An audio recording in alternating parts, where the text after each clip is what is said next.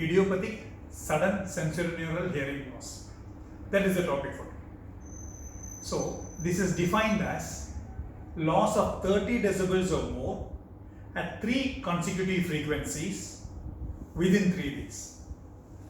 I am sure that you have not understood any of this. Let me explain you.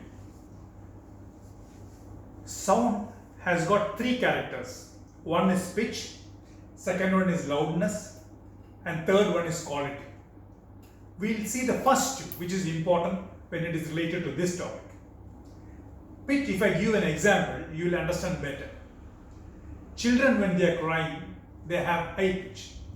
Likewise, ladies, when they are fighting, they have high pitch. So you know what is pitch means.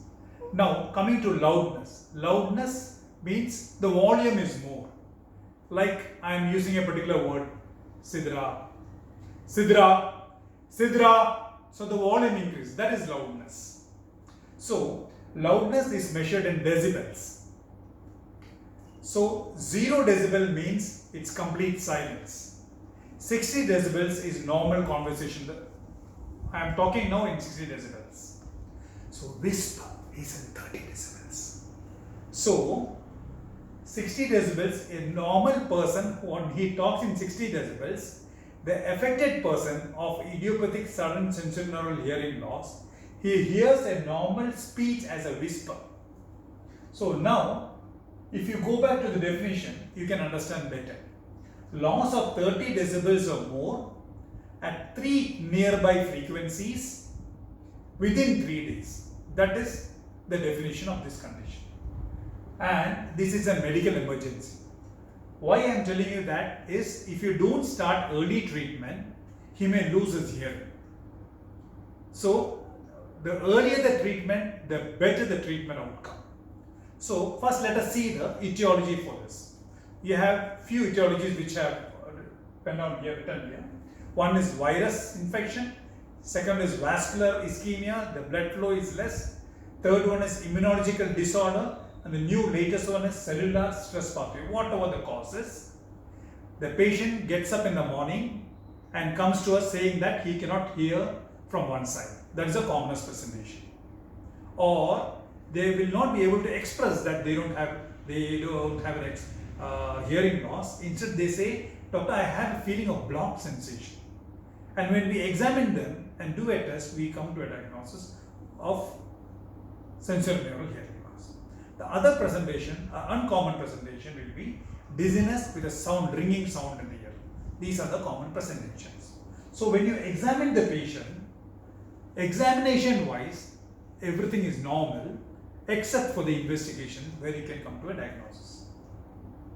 So we do a battery of tests which includes the hearing test and the special hearing test also to come to a diagnosis and to see is there any cause which results in this disease. If there is a cause, we have to direct our treatment to the cause. Unless you remove the cause, you cannot revert it back to normal.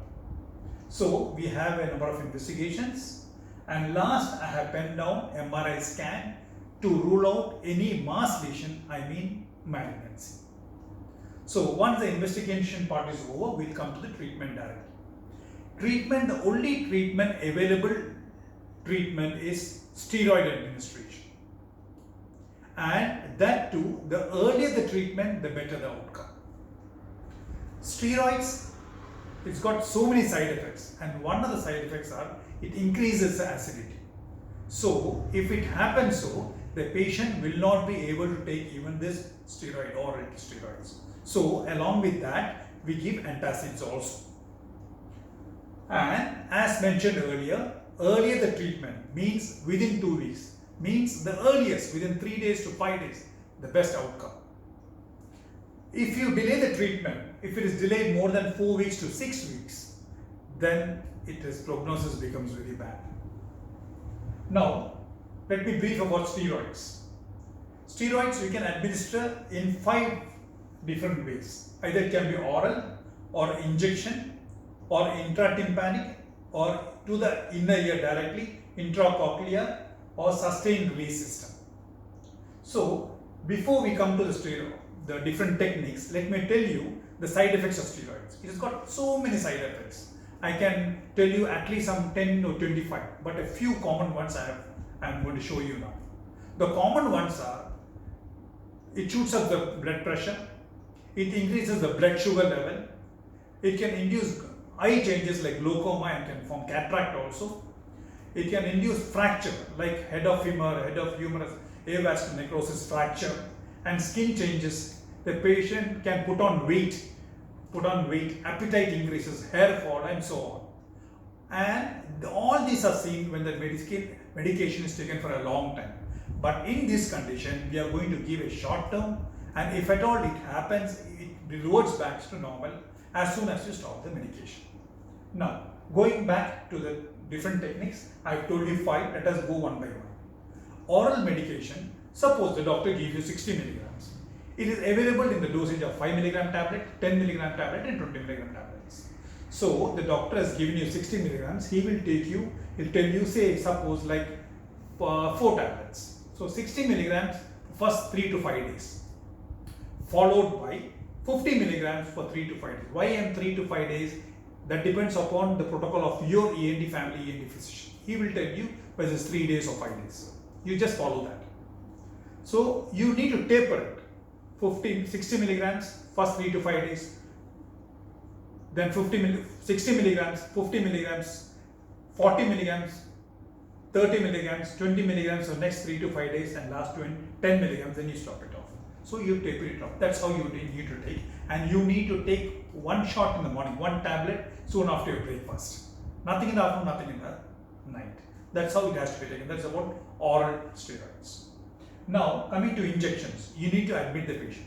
When do you admit the patient? Suppose the patient is diabetic or hypertensive, and as you know, the side effect, it can increase the blood pressure and it can shoot up the blood sugar. So we need to monitor that too. So we need admission for the patient. And you give injectable, which can be normal level or it can be super high dose depending upon the protocol of the hospital. Third, you have intratympanic. I'll show you the photograph for that. Intratympanic, you inject the steroid directly into the middle ear. That you have to do every day or as per the protocol. Or you can choose to put a small incision in the eardrum and insert a small grommet or a tube, and you need to install the steroid drops so that from the external ear it goes into the middle ear. That is the second option. Then the fourth option, intratrochlear, that is you deliver the medication directly inside. So you need a surgery for that. And by the way, the technique which I have mentioned, last third, fourth and fifth, last 3 you need a small surgical technique. Intratympanic injection is okay, fine. For grommet, you need a small surgical technique. Intracochlear, sure, you need a surgery. And sustained release also, it's a surgical procedure. So intracochlear, you put a small microcatheter in the middle ear or a specific area, and you have a pump system which delivers the steroids into the inner ear. Likewise, you have sustained release where you keep a little pack over in the middle ear which delivers the medication inside, or you use nanoparticles. These are the different ways in which steroids can be administered. Now, if you ask me, is there any other option other than steroids? The main modality is steroid. Other than that, you have hyperbaric oxygen. Here, it's an adjuvant therapy. The mechanism of action, let me explain to you. Normally, we breathe in 21% of oxygen and at normal atmospheric pressure. Here, in this chamber, it supplies 100% oxygen at a pressure of about 2.5 atmospheric pressure. So, this increases the oxygen supply to the body and it enhances healing process faster. That's how it helps. Now, we have so many other modalities which is controversial and not much proved, and still the main modality of treatment is steroids. Now let me tell you some good prognostic factors. If you have any of these or all of these, the prognosis is pretty good. Like the patient presents earlier to us, or the hearing loss is not severe, it's only moderate, it's not severe or profound. and the patient is young, he doesn't have complaints of vertigo, but he may complain of sound, ringing sound in the ear. And the last, he doesn't have any other diseases like diabetes or hypertension or any other problem. If you have any of these or all these factors, they're all good prognostic factor, and just opposite to that is a bad prognostic factor. So this is in short about idiopathic sudden sensorineural hearing loss. Thank you so much.